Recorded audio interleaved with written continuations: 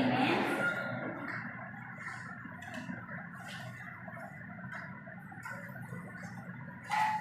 using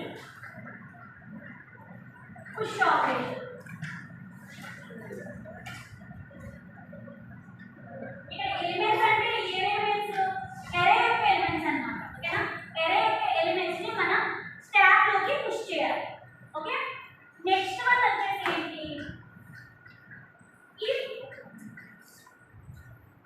stack is overflow, in case stack కనుక overflow అయితే మనం ఏం చేయాలి అంటే పాప్ ఆపరేషన్ పెర్ఫార్మ్ చేయాలి. అంటే మీరు ఎలా ఇన్సెక్ట్ చేశారో అలా వన్ బై వన్ రిమూవ్ చేసుకుంటూ వస్తారు. రిమూవ్ చేసేటప్పుడు ఏం చేయాలంటే మనకి ఎరే ఉంటుంది కదా, ఎరే ఎంటీ ఉంటుంది కదా, ఎంటీ ఎరే కదా.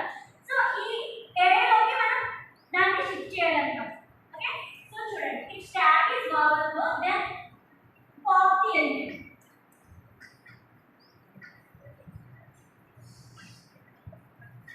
ఎలిమెంట్ ని పాప్ చేయాలి. పాప్ చేసిన తర్వాత ఏం చేయాలి, అండ్ ఇన్సర్ట్ ఇట్ ఇంటూ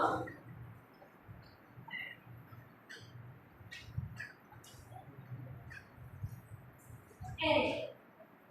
ఎరేలోకి మళ్ళీ పాప్ చేసిన ఎలిమెంట్ ని ఇన్సర్ట్ చేయాలి. ఓకేనా? సో ఒక ఎగ్జాంపుల్ చూద్దాం.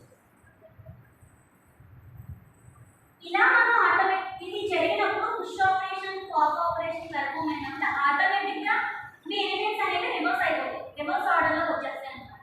చూడండి ఒకసారి ఒక ఎగ్జాంపుల్ చూద్దాం. ఫర్ సపోజ్ నేను ఒక ఎరే తీసుకున్నాను. ఓకే,